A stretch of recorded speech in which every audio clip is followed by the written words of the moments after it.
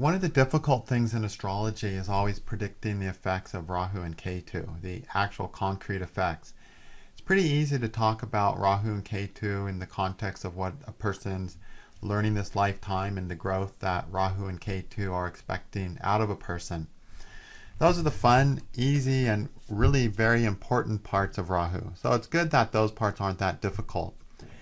But when it comes to predicting the concrete results that Rahu and Ketu are going to give, in a predictive sense, then of course it gets a lot more difficult to judge them. And we really can't judge Rahu and Ketu along the lines of just one dynamic. So for instance, say a person has Jupiter in their chart and we judge Jupiter, all we really have to look at is Jupiter. We just got to take a really good solid look at Jupiter. Well, it's not the same with Rahu and Ketu. When we look at Rahu Dasha or Ketu Dasha, we can't just look at Rahu or we can't just look at Ketu. There's really nothing to be seen there. Just like there's nothing to be seen up in the sky when we try to look for them either. What we have to do instead is we have to look towards the planets that Rahu and Ketu are going to activate. And so we have to look at several planets, not just one, whenever we try to judge what Rahu and Ketu are going to make happen. But the good news is, looking at those several planets is not any more work, it's not any more difficult than looking at just one planet. You just have to do the same thing on more than one thing. So you need to just learn what are the planets I need to focus on to see what Rahu and Ketu are going to do. Once we know those planets, we just look at them. And as long as we don't miss any of those planets, it's pretty easy actually to predict the effects of Rahu and Ketu, which means it's not any harder than it is to predict the effects of any other planet. So one of the things we need to look towards when we want to see what Rahu and Ketu are going to do, we already talked about, and that is Rahu gives the results of Saturn and Ketu gives the results of the Mars. Okay? That's the more general and really the least focused part of Rahu and Ketu, but still a very important part. Today we're going to talk about the planets that are conjunct Rahu and Ketu. So any planet that is joining Rahu and Ketu are going to give the specific effects of that planet. So say you have Rahu with the Sun. Well, in Sun Dasha you're going to get the effects of the Sun just as expected, but you're also going to get the effects of the Sun in Rahu Dasha because it's joined with the Sun. So Rahu and Ketu are always going to activate the planet they're with in their dashas. Now, the planets that Rahu and Ketu are joined with that they activate in their dashas, they're not going to give the effects of that planet through the entire dasha. Okay? They're going to give the very specific effects of that planet in the sub-period of that planet. So, if you have Rahu conjunct the Sun, it's in Rahu Sun period that a person is going to get that specific effects of the Sun. Not in Rahu Moon, not in Rahu Mars, or any other Rahu Antardasha. It's going to happen in Rahu Sun. Okay? So each planet joining Rahu or Ketu indicates a very, very, very important Antardasha in the dasha of Rahu or Ketu. You always know that's going to be an important period. And that antardasha of the joining planet will either be good or bad, just like any other planet. It'll either be productive, mediocre, or really disastrous, whatever. But it's always going to be a bit confused. So whether good or bad, that antardasha is going to be confused. Why is that? Because Rahu and Ketu create smoke and mist, and Rahu especially creates it to the extent that things get completely dark. So we never really see completely clearly with what's happening until it's right in front of us. So in the antardasha of the planet joining Rahu and Ketu, it'll always be a bit of a stressful time, even if it's going to lead to good things, because the person will be confused. They'll be feeling all kinds of feelings they're unfamiliar with. Issues will come up that they're not expecting. And they'll have to make growth along the lines of that planet. So if Rahu's conjunct the Sun, for instance, in Rahu Sun period, they're going to make a lot of the Sun growth that's required of them due to it being joined with Rahu in that Antardasha. So you could go up to the top of your handout and read about Rahu Sun conjunction and say, okay, this is going to be the lesson in Rahu Sun, developing their independent creative urge, learning how to create their own destiny without using other people selfishly. Those will be the general issues that they're learning in Rahu Sun. And whether they manage to do that in such a way as to produce success or to have things fall apart depends, of course, on the condition of the sun. But there'll always be that lesson in every person's chart when they run Rahu Sun period if Rahu's conjunct the sun. So in the Antardasha of one of these planets joining Rahu or Ketu, it's always good just to start to warm up on the chart.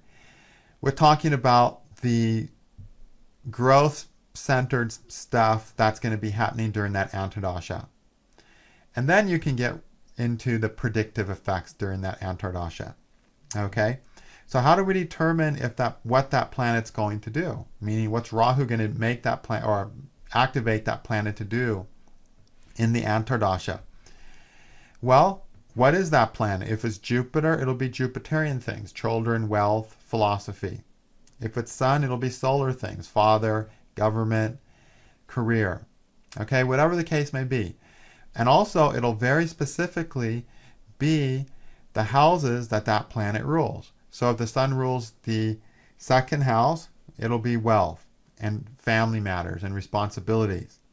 Okay, so you just treat that planet like you're reading it as a Karaka, as a house lord, and then decide if it's going to be productive or unproductive. But the areas it'll be productive or unproductive in are dependent upon what that planet represents naturally and what that planet specifically rules in the chart, what bhavas that planet specifically rules in the chart. Then to judge that planet, we judge it the same way we always judge planets. And I mentioned in the Lajitadiya Vashta's course that really the most well-rounded, successful way to judge a planet is through its Lajitadiya Vashta. And if you haven't taken that Lajitadiya Vashta course, you'll want to take the Lajitadiya Vashta course before you'll really know how to judge the lords of Rahu and Ketu. Okay? But Lajitadiya Vashta is basically, we just look at the planet's dignity and if it is joined or aspected by natural friends or natural enemies. That's the gist of it. But there are some subtleties, so you do want to take that course. Okay? And in determining Lajitadiya Vashtas, the relationships we use are always natural relationships. Okay? All right. Here we have a person of the chart, a person with a chart, who's a female who happens to have Venus conjunct Ketu. So Venus is going to be a very, very important planet to their growth and evolution. In fact, we could probably say it's going to be the most important planet, other than Rahu and Ketu themselves, which are always important. And like I said, any planet conjunct Ketu or Venus is going to be a major important planet in their lives. Okay? So we've got Venus here as the Lagna Lord in the first house with Ketu. And you'll also notice Venus is also the second Lord as well. So both the first and second cusps are falling in Libra. So Ketu is influencing both the first and second cusps. Okay? So this person is all about, very qualified to do things as an individual, to manifest their destiny as an individual, to follow their individual path, to be extremely resourceful, which is a second house thing, self-sufficient, and very capable with finances. Okay, that's the first and second house blend of Ketu. Okay, influencing those two Bhabakas. Ketu is also joined with Venus. So now things like marriage will be very important. Okay, other Venetian things will be important in their lives. Okay, and more specifically, Venus is the first house Lord and second house Lord. So finances and finding their path in life will be the major theme in this person's life. Okay, so much of what will happen to this person in life that's really important will revolve around her finances and what she needs at that time to manage her life, the financial needs, and also the needs for her to follow the path that she sees fit, the path of her destiny, which is the first house, which has a lot to do with career. People with a strong first house always are focused in their career usually, because again, career has so much to do with that first house. The path that we're on is so strongly defined by our career. So in Ketu period, when this person has a Ketu dasha or even a Ketu antadasha, it'll be a time of readjusting themselves and making changes financially and also making changes to their path. Why do I say changes? Well, Ketu's in Libra, which is a movable sign, which is always going to be about changes. So always be some changes or adjustments. Okay? And are those changes or adjustments going to be successful in Ketu Venus? Well, Venus would be activated completely during Ketu Venus. So it'd be all about where she's going in life, first house, and developing her resources, second house, taking care of her responsibilities and family, second house, with a Venetian twinge through something Venetian, which could be marriage, which could be vehicles, something that's Venetian, a Venetian career possibly, okay? But there'll be a Venetian trait to it. Now where we want to start is Ketu Venus going to be successful or unsuccessful? Is Ketu going to activate Venus in a way that boosts her finances and boosts her confidence in her career and her success in life in general? That helps her health, because we also got first house involved, which has to do with the health of your body. Or will all those things sort of suffer? Okay? That depends on the Lajitadi Avashta of Venus. So how do we determine that? Well, let's see the aspects to Venus and dignity. First, Venus is in its Mula Trikona. So that means it's in Garvita Avashta, or proud Avashta. So Venus right away has a lot of power to produce good finances and good confidence, self-esteem, good health, and a good solid direction in life that has a lot of meaning and purpose behind it. Okay? It would take a lot of bad enemies aspecting Venus to take the wind out of that Venus. Okay, let's see who's aspecting Venus. The Sun, his natural enemy, aspects, but just to a measly 6 points. So that's hardly going to hurt it.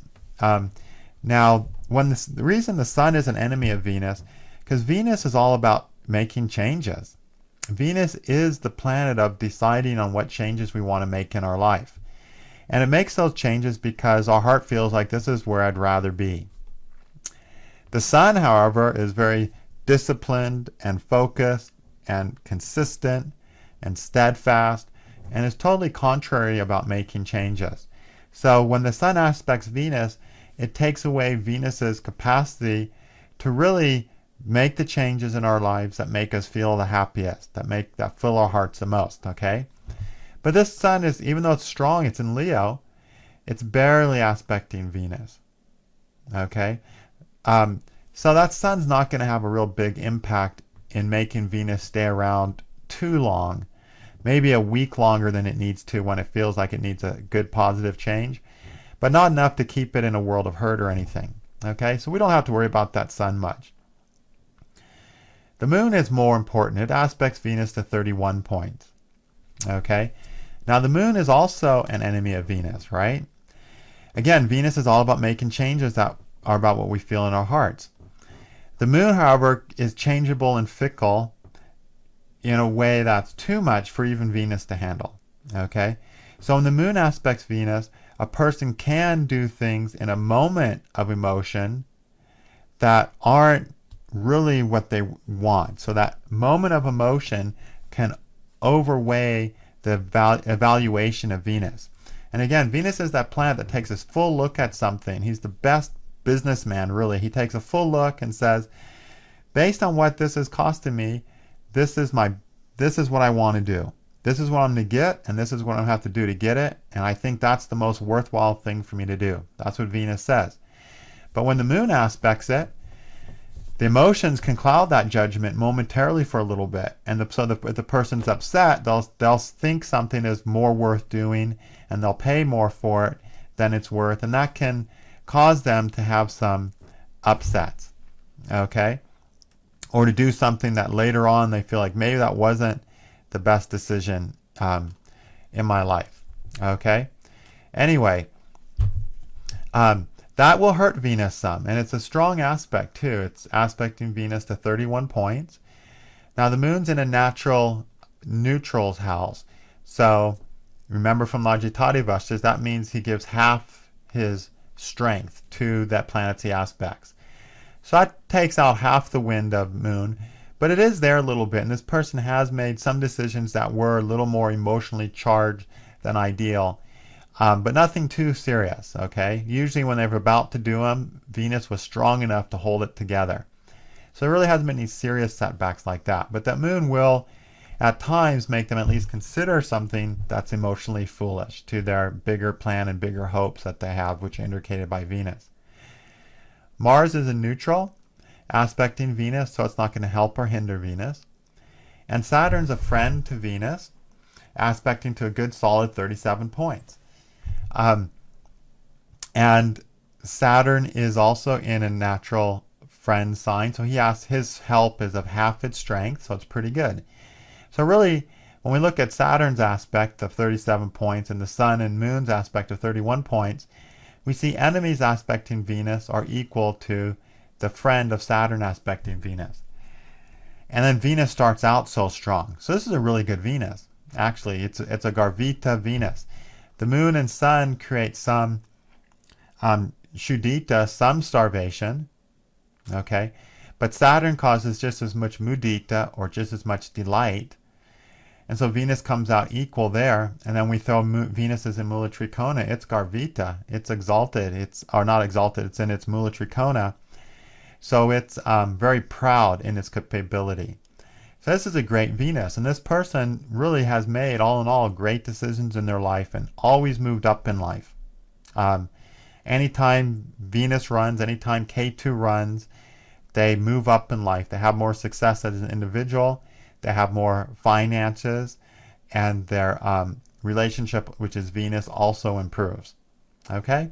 So this is a nice example of someone with a great Lagitati Avashta Venus joined with Ketu, who Venus is going to very much help. And when you meet this person, if you were to meet this person, you see that good quality Venus right away. Someone who's very diplomatic, who doesn't get ruffled, who has obvious level of confidence. It's in the first house. Who has a lot of poise, which is a good quality of Venus, but not an unnatural, compensating poise, but just a natural, easy grace and poise about them. And someone who, anything they tackle, they take such good care of it, they just keep succeeding more and more in their life. And again, that's because Venus rules that second house too, and Ketu's influencing that second. Really resourceful, responsible person. Okay? All right. So that's one example there of a planet conjunct Ketu. As another example, here we have a person who has Rahu conjunct Jupiter. Now Rahu in the second house is all about a person moving away from other people's resources, which is 8th house, and finding security with others and being emotionally secure and strong, to developing their own resources, which is their second house, and their own resourcefulness. Okay? Any person who has that always ends up usually working pretty hard in life. They usually have to just take on more and more responsibilities in general. Now this person has Rahu conjunct Jupiter. And Jupiter, you'll remember I talked, and this is also a female, Rahu conjunct Jupiter in a woman's chart is always difficult. It makes it really hard for them to find a man that's right for them until after Rahu matures, which is 42. Okay? It also can create, problems with men, very painful, difficult, catastrophic things with men, or very troubled things with their children, which are also ruled by Jupiter. It's never an easy dasha, or never easy thing to have Rahu conjunct Jupiter in a woman's chart. Just like Rahu conjunct Venus in a man's chart gets really tough too. So this person had all that. They had men that weren't validating to her. They've definitely been with some men that probably no woman should ever be with. Okay, but let's look at Jupiter's Logitalia Vashta first. Okay, Jupiter is in a natural friend sign, so that makes him mudita or delighted. Unfortunately, Mars, who rules Jupiter, his friend, his natural friend Mars, is sleeping. So that saps some of the strength out of that friendship. You may have a friend who wants to help you, but if he's sleeping, he's not going to be able to help you much.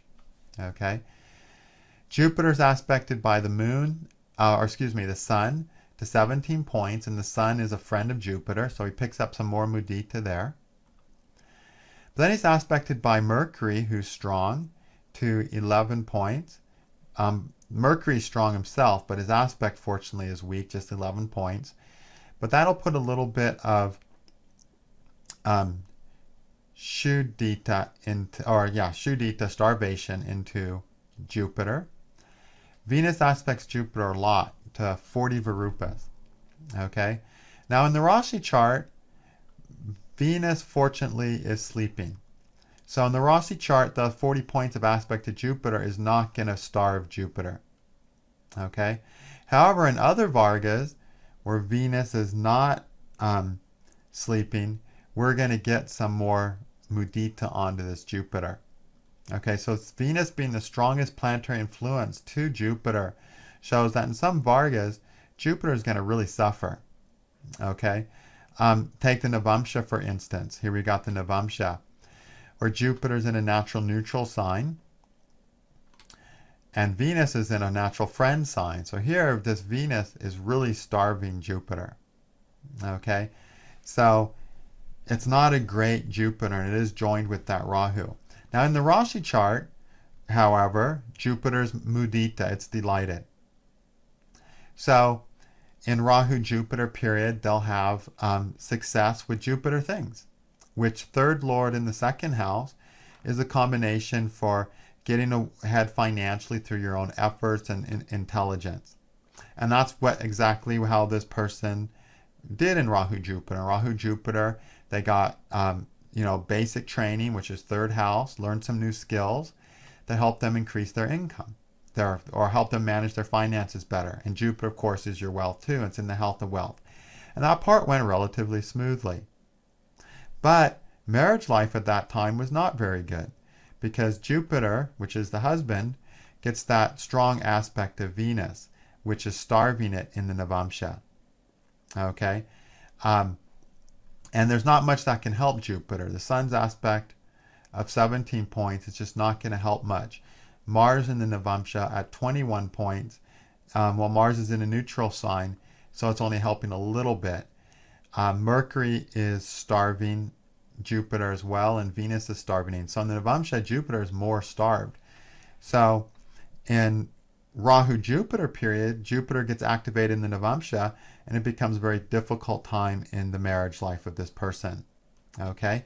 So, when you see a conjunction of a planet to Rahu-Jupiter, that means Rahu's going to activate Jupiter in every Varga chart, not just the Rashi chart. Rahu gives the effects of the planet he's joined with up there in the sky, who share that sign with him in the sky. So we can look at every Varga chart and see what Jupiter's doing to see what Rahu-Jupiter is going to do in that Varga chart. And so in the Antardasha of Rahu's planets joined Rahu, we're usually going to see an array of good and bad things, depending on the influences in the different Varga charts, or the strengths of the planets in the different Varga charts, the Avashta, the Logitalia Vashta of that planet in the Varga charts. In the Rashi chart, that Logitalia Vashta is solid, so they do fine financially in developing their skills. The Navamsha of Jupiter's Logitalia Vashta is starved, not to mention Jupiter's in the very, very end of Aquarius and doesn't have a lot of strength to do anything. So relationships take a downside in Rahu-Jupiter. Okay? Okay. All right, there's another chart there. So keep in mind, you do want to look at that conjunct planet in all the Varga charts. And we're going to do more of that when we get some more predictive examples. Right now, the goal is just to talk about Rahu and Ketu conjunctions and how those may manifest. So here we've got a really interesting person who's got two planets conjunct Rahu and Ketu. Moon conjunct Ketu and Sun conjunct Rahu. So that lets us know that the Sun and Moon are both going to be critical planets in the growth and development of this person. And you can see this is an eclipse birth, right? It's a full moon. It's just almost perfectly full moon. The moon is only 11 degrees away, or 11 minutes, I'm sorry, from being perfectly full. So this is heading right into an eclipse within a couple hours. An eclipse birth is considered a difficult birth because when that happens, you're going to have Sun and Moon both with Rahu or Ketu or one of each. And so those two most important planets, the Sun and Moon, are going to be going through so much this lifetime that life is bound to be difficult. Okay? And by difficult, I mean it'll challenge you with lots of changes that you need to make in yourself, and it'll challenge you inwardly, and it'll challenge you towards growth. But whether it's going to be difficult in a predictive way as far as the events are concerned, well, that again depends on the Lagitati Avashtas of those joining planets. So let's look at the Moon first. Moon conjunct Ketu is someone who's very emotionally strong. And Moon is in Mula Trikona. It's Garvita. It's proud. So this person is a very emotionally contained person, and who's going to, be a little emotionally secretive. And, also that falls right in the fourth house, which is the mother. So this person has a really strong attachment to their mother, which is totally true. But also their relatives, extended family, which are all fourth house things. And they would take a lot of pride in their native country, which is a fourth house thing, and be a big believer in things from their country. And all those things are true of this person. Moon is really rocking. And of course, the Moon doesn't have any enemies, right? So there's not going to be any enemies that are going to be able to, take any pride out of the Moon. So this person had a great family life, grew up in a nice neighborhood, to a well-to-do family. Their roots were solid and stable. His mother was totally a rock and a sweet lady, a kind woman. So you can just see here this really nice anchor. So this Ketu conjunct Moon doesn't indicate a terrible lunar experience in their life. Okay, it indicated they found really strong foundations of their home life and mother. Okay. However, it's still Ketu with the Moon, which means this person still needs to learn how to be open and honest emotionally. They need to learn how to not keep their emotional cards too close to their vest. Okay. They need to learn how to not be too proud with their emotions and just be who they are emotionally. Those are all lessons they still need to learn. So it's not an easy life, because those are hard lessons. But as far as the environment and the type of life they had, that nice Moon down there has made them have a really great, life in many ways. Okay, it's a good thing in that respect. But there's still those big emotional lessons. So this lets us know that Moon Dasha will be very good. In fact, in Ketu Moon period, this person had a huge degree of success. Okay, and had a wonderful time. Improved their finances. Why do I say finances? Well, a couple of reasons. Moon is in Taurus. You get a good plan in Taurus, your finances are bound to improve. Moon rules the 6th bhava, which is 2nd, 6th, and 10th bhavas are all artha, or wealth-related houses that have to deal with our responsibilities. So, 6th Lord Moon exalted simply shows a person who, shows a person who's going to work hard to develop their resources and finances and conquer the material problems of life. Because that's what the 6th house is all about. It's about conquering material difficulties. And wealth is one of the ways that is done. Finances helps us with that. And then you add that idea to Taurus, the wealth, place, and you're set. So that Ketu period it gave them good finances, and Ketu moon was the high point of that. Okay, so a great Ketu moon period. What about the sun? Is the sun going to be quite as fortunate as that? Well, Rahu conjunct the sun, so this is a person who has the Rahu sun things. They very easily see themselves as the most important person in their circle. They very easily are, they're very focused on where their life is going. They're more focused on where their life is going than the people they know in general. There's definitely a tendency for them to want other people to support the direction they're going. So they have that Rahu Sun thing, which they're going to have until Rahu matures more. But will they be able to manage all that in a way that produces success or not? We need to check the Sun's Lajitadya Vashta. The Sun's in a natural friend sign, so it is, mudita, delighted. Sun is aspected by natural friend Moon, who's very strong, so a lot of mudita there. Sun is aspected by natural friend Mars to 43 points, and Mars is in a decent dignity in a natural friend sign in Leo. So a lot of mudita there. Jupiter is aspecting to 44 points as a friend, and the friend's in good dignity. Saturn's the sole enemy that aspects the Sun, and he does it just to 16 points. But the Sun's in a water sign, so Saturn, instead of starving Sun, it's just making him a little thirsty.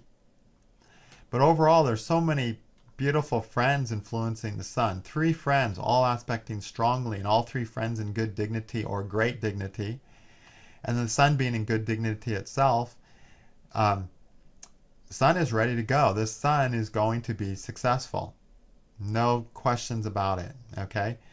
So that lets us know Rahu period will give the effects of the Sun, which is success in business and business management, especially because we got 7th house involved and it's in the 10th. 7th, 10th house conjunctions or influences always really great for business and business management, really making it big in business.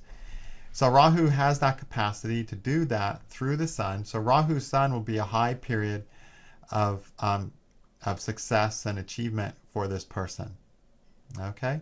While also boosting their wealth because it's the 10th house, which is one of the houses of material responsibility, and Artha house. But more importantly, because the Sun rules Jupiter, the Karaka of wealth. So this person is a person born during an eclipse, and so he does have some personality quirks. He is a little bit odd at times, which Rahu and Ketu, are sort of like the alien planets that make a person a little strange when they influence the Sun or Moon. So he has all that, but at the same time, those 2 planets are emphasizing the success that the Moon and the Sun are going to give in this person's life. Okay? All right. Okay, here we have another person that is not quite as happy as the story, who's got Ketu conjunct Mars in the 12th house. So this is a person who in their recent past lives has been trying to get away from the troubles of the material world. Okay? Someone who's been trying to do that spiritually or through some other means. Now, their Lord, Ketu's Lord Mercury, happens to be in the 10th sign. So this person, or I'm sorry, not in the 10th sign, but conjunct the 10th Bhavakas. So this person has had in their past lives an element and drive towards power. We'll talk about that more in the appropriate class. I kind of skipped ahead there. I'm sorry. Let's focus on Mars. We'll be looking at this chart again, probably in the next video, actually. Anyway, so Ketu with Mars. So there's a person who has been using their will and energy to fight for what they basically believe in and what they think needs to be done. How well have they been doing that? Well, not greatly, because Mars is in a natural enemy sign where it's sleeping, where it's not going to be real solidly logical and real solidly successful. Mars is fortunately aspected by the Sun to 27 points, okay, which will give Mars some mudita, some delight, but he's Shuddhita already.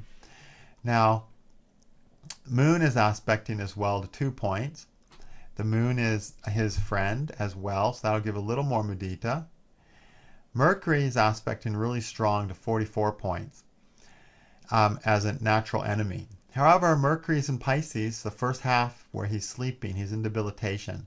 So Mercury, luckily, is not going to put any starvation to Mars. He just doesn't have the strength. Jupiter is aspecting to 53 points, a lot of points, but Jupiter's sleeping. So Jupiter can't help Mars at all. Then Saturn aspects to 4 points as a natural neutral, so he's not going to make any difference. So even though we get Mars in an enemy sign, a natural enemy sign, he picks up, you know, Sun and Moon give him 29 points of helpful influences. Sun's exalted too. And so that will help Mars be somewhat more productive. But still, Mars is still sleeping. Okay? He's still sleeping. So there is going to be an element of Mars wasting away, Mars getting reduced. Mars will get some help from the Sun, and he'll get some help from the Moon. He won't get help from Jupiter, unfortunately, which would have been the big savior, because that's the biggest aspect. So Mars can give some problems. That means Ketu and Ketu Mars can give some problems. Well, what kind of problems can it give? Well, Mars rules the 6th bhava and the 11th bhava. Okay? And 11th bhava is income. 6th bhava has to do with debts and obligations. So we can see how Ketu and Mars in the 12th house, the house of getting away from material responsibility, in the event of a planet that's in a bad avashta, that means being irresponsible as well, shows irresponsible spending that results in debts. Okay? And this has been a problem that this person has experienced anytime Ketu runs and whenever Mars runs. 11th house income gets wasted some, and 6th house debts are hard to manage. Also, the 6th house has to do with diseases and health, and also the 11th house is a secondary house of disease because it rules the 6th from the 6th. So Mars is also indicating possible of expenses due to health. Okay, so you bet Ketu Dasha in the Antardasha Mars is going to give some expenses on account of health. Okay, or because of poor health. Now, will it be insurmountable? Well, no. Mars gets the help of the Sun, which is their 2nd house of wealth and their 3rd house of effort. So this Sun gives them incredible capacity to come up with ideas to get money when they have to. And that's happened in their lives. So the Sun always sort of saves that Mars. The Sun's the strongest influence to Mars, and it's exalted, 27-point aspect and an exalted Sun. So they're always able, in some way of genius, which is 3rd house, with a lot of ingenuity, they're able to make their finances meet. That this Mars is spending on their health or wasting their income or whatever. But it's always nip and tuck because Mars, to start with, is sleeping. And so he himself makes lots of mistakes. Then he gets rescued by the person's quick intelligence and abilities and talents. But not until after some damage has been done. And then, like I said, the Sun rescues him. And that's really what happens. The dignity of a planet itself, the sign it's in, really shows how that planet's functioning. And then it's just a matter of if there are other planets that can help it as it misfunctions, or are they going to hurt it worse as it misfunctions. But the beginning of the story is that planet's dignity. So Mars gets used badly because it's sleeping and creates expenses and financial difficulty, 6th house things. But it has this friend Sun who's looking out for it. It's aspecting it, it sees it, so it's looking out for it. Then the Sun gets its ingenuity and wealth together and bails Mars out. And that keeps him from the worst case situation. But still a difficult time. Okay? And of course, because of the fact that Ketu's with Mars, those experiences are always so much more threatening to this person. Because Ketu with Mars conjunction shows a person who really feel secure in their ability to tackle any obstacle that comes their way. But with Mars sleeping, they end up tackling obstacles that scare them, that scare the heck out of them, that make them really feel vulnerable and fearful. They really recognize the possible trouble they could be in. So it becomes very, very stressful and difficult for them. But luckily they got this exalted Sun to bail them out. Okay?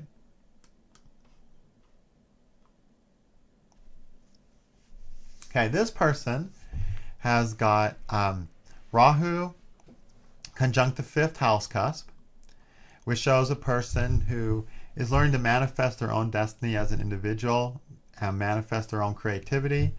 And they're doing to do that because Rahu in Sagittarius has a strong need to find a sense of purpose and meaning in life. And Jupiter is conjunct Rahu. So Jupiter is going to be emphasized. This very strong need for developing a meaningful belief system, possibly problems with children, and other things depending on the avashta of Jupiter. Now in the Rashi chart, Jupiter's in great shape. It's in its Mula Trikona, so it's Garvita, proud. It's aspected by friend Sun, who's exalted, by friend Moon, who's in a natural neutral sign, by friend Mars to 14 points, and Mars is in a natural neutral sign, so they're all helping. Then it gets hit pretty hard by Mercury to 47 point, a natural enemy, and Venus, a natural enemy, to 20 points. And Venus is really capable of beating Jupiter up because he's exalted. Okay? And the truth is, his inspiration, which is fifth house for meaning and purpose, has often been sidetracked by Venus, woman in his life, because Venus is an enemy to that Jupiter. And it's such a strong Venus that the women in his life have a very strong influence. And while that influence you can see is going to be productive because Venus is exalted and beneficial to him, it will still diminish the Jupiter's need to find its own creativity and purpose, fifth house Jupiter. Okay? Okay, so all total there's 67 points of mudita, starved influence points coming from Mercury and Venus. And only, let's see, 42, 53, 67 points of mudita influences coming from the Sun, Moon, and Mars. So it's equal amount of good and bad influences on that Jupiter. So that relatively cancels it out. But then Jupiter gets a nice big boost by being Garvita, proud all by itself. So this is a great Jupiter. This is a person who's proud of their intelligence, proud of their creativity, proud of their ideas, and who's going to definitely move forward in manifesting their destinies. Rahu Jupiter, in the period of Rahu, will therefore be a good period for them to move down the path of their life. Okay? And fulfill their inspirations. All right? Fantastic. In the Rashi chart. Now again, we'd want to look at this in other periods. Now, how that manifests is Rahu Jupiter will give him the lucky breaks that he's been hoping for. Because Jupiter, fifth house, has to do with those lucky breaks to do what we want to in life. Now, if the fifth house is in bad shape, it's the unlucky breaks that can ruin our career. Okay, but in a good fifth house like this, good house lord, Rahu Jupiter is showing unexpected good luck that helps him fulfill his greater ambitions. Okay, so there's a nice example for you. And here we have a very confusing example. Why? Because there's just so many planets conjunct Ketu. Okay? Sorry for those little notes. I don't know why those are coming up today. Okay. So, we got 3 planets conjunct Ketu here. Sun, Moon, and Mercury.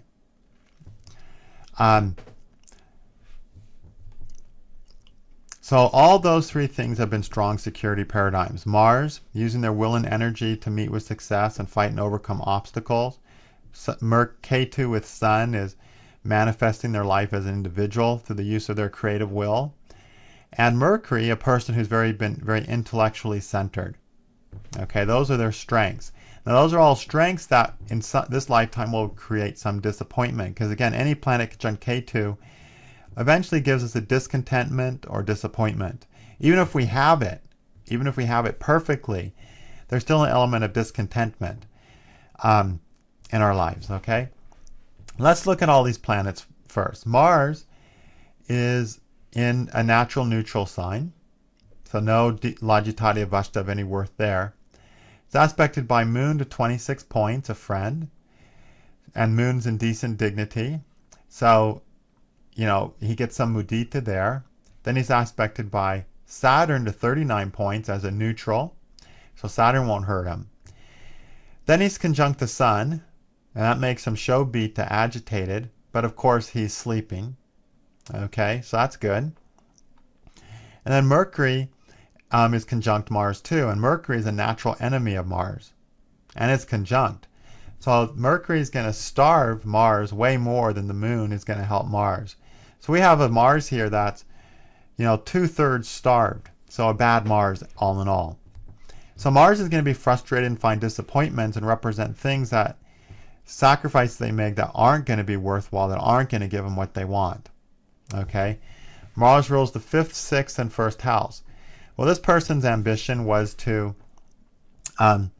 devote their spiritual life to service in an ashram. 5th and 6th, spiritual life, 5th house, 6th house, service, conjunct the 12th house, ashram. And again, 12th house is the ashram, but the ashram environment is also an 11th house thing, because in an ashram you have peers. It's a group where everyone thinks alike and does a similar thing. So an ashram is an 11th and 12th house thing. And you see how Mars conjuncts the 11th and 12th house cusp. Unfortunately, this Mars is starved. Okay? And so even though they wanted that and tried it, they were not allowed to do that. They were not accepted. They were cast out, and that part of them was starved and became a huge